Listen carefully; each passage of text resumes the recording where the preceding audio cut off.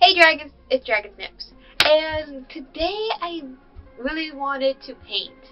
I've been getting into this painting mood lately, so yeah, I really just want to kind of paint whatever I can. I need to paint. I can't stop painting right now because I really want to paint. My channel is mainly just arts and stuff, so I don't really know what type of art style that I want to do. So I'm just going to do whatever I want to. And I just want to paint. And I had this toy on my desk. He was kind of like a decoration for my dogs. He's been kind of sitting on top of my computer monitor for a while now. And I just wanted to paint him up with him. Here he is. He's already finished, so there will be no footage of kind of like him before and after. Well, there will be at the very beginning of this video. He just kind of blurred out right now. I love how he turned out, especially his tail, which you can't see. I don't know why I do this to myself. I have so much stuff to blur out right here because of him. I'm going to move him out of the way now. Thank you, you serve your purpose. So yeah, I am. Let's just get on to painting. Okay, so I'm actually starting off using very sharp knives to cut pieces around Snape's cheek because I'm actually getting rid of parts of his horns. I just want to keep the other two small ones. And I did my first mistake, number 1. Adding clay in areas that shouldn't really need clay. I guess this, when I was trying to add clay, I was trying to cover up those holes. The air dry clay that I had was drying up, so I used epoxy sculpt. I actually ended up not using this thing ever again after this. So my head is in the frame. I just attempted to try to cover up all of those cracks that this figure had, especially around the tail. That was the only part that I actually liked with around the tail, but part of me kind of regretted doing so. But I can't really turn back now because it's kind of hard to get epoxy sculpt off once it's dry. And here's mistake number 2 is actually putting epoxy sculpt and later on air dry clay on the feet. I guess when I was planning this out, I wanted the nails, like everything, just sharp and pointy. And I just never got that. I was just dissatisfied with that. Mistake number 5. Actually, no, this is mistake number 3. Technically this is still mistake number 1. Just filling in those cracks. I guess maybe if I use something else to kind of fill those cracks in, maybe I wouldn't be so upset and not liking it. But you can't really notice this once the black paint goes on. The horns turn out okay. There's not really any mistakes around here, but there is one mistake that I did. So technically this would be mistake number 3. Not making the horn sharp enough. I meant not sharp, pointy sharp where it's stabby. It will stab you.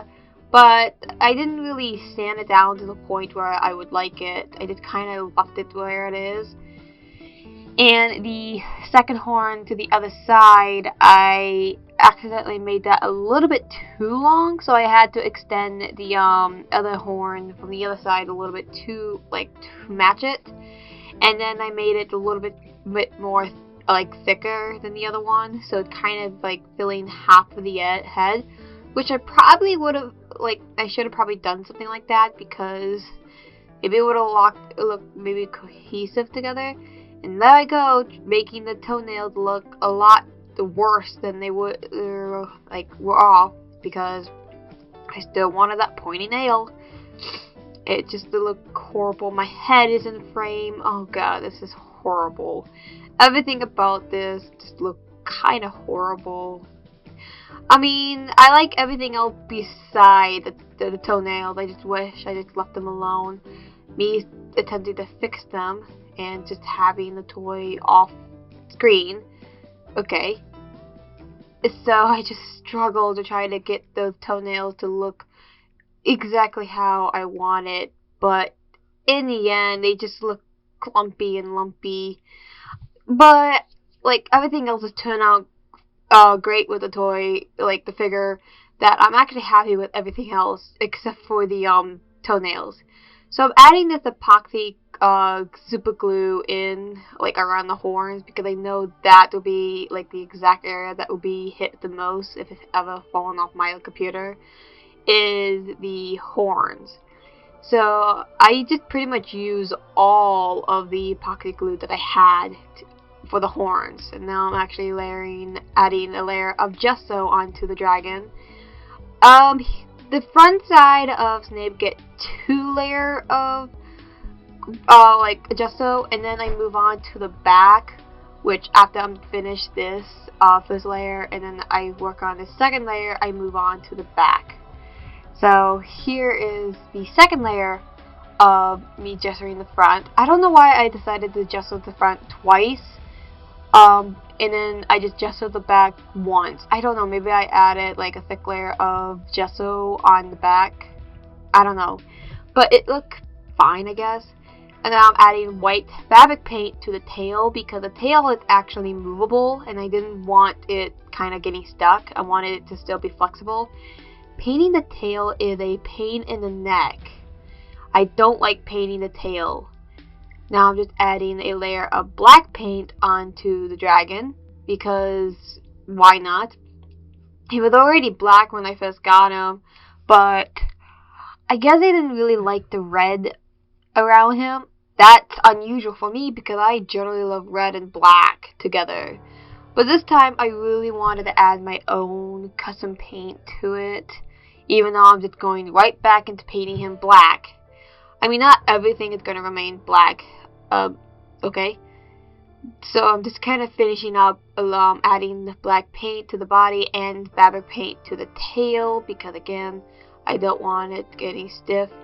And now here's me struggling trying to mix colors together.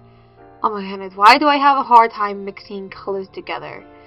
And now I'm just adding this kind of bluish green color to him, and I really love this color. It's unusual because I usually like red, black, and blue, but seeing green on him just looks so perfect onto Snape. I just love everything about adding this green to him. Yeah, sure, there's a little mixture of blue to it, but I don't have a problem with it. So the nails and like everything, like the horns and stuff, I kind of mixed this green in. It just goes. What? So yeah, I lighten it up. Maybe I didn't like how dark it was, so I just lightened it up. But as I was saying about everything else that's not like the body or the wings, I just made them like a darker gray green. Maybe I should have lightened the horns and the nails and all like the tip of like things up so that way you could see it. But I never did that. Now here I go again, struggling with mixing paint. What is up with me? Why do I have a hard time mixing paint? I am actually using this green. I couldn't get to the exact color that I wanted for the tail, but I did my best. I mixed that in with the black tail. I think you will see it later. I'm just kind of going ahead and adding the green to the rest of the wings. I ran out of paint around here, and you will see me mixing colors again, and still having the same same problem. And now I'm actually kind of mixing a brown, pink, and red together to kind of get that color that I want for his mouth. So I'm adding that in. I kind of use a bit more red to darken the tongue later on. And then now it's all the detail work. I'm going in and fixing up what I did to the wings and stuff. This took freaking forever to do, and I hated every single moment of it. But in the end, it looked wonderful. I love how it turned out. Just pain in the butt. So I'm just fixing up, like adding more details. The only thing is I wish I kind of add like a dry brushing to the dragon. That would have probably popped his everything else a bit more. But I didn't really have time to add in those more details. but now he has Mod Podge now, and I don't think I can go back and do that. He just kind of looked like a toy. He looked like someone can pick him up and play with him. And now I'm bringing in my Mod Podge. Yeah, bringing in here. Just bring this big lug in now. I actually did the front of him earlier before this part, but I lost the footage for the front. So you're just gonna see me paint, do Mod Podge everything else beside the tail, of course, because I don't trust Mod Podge with that. Can you use Mod Podge with Repaint? And now I'm just gonna add a small amount of varnish to the mouth and teeth and the eyes, and here he is. He is finally done.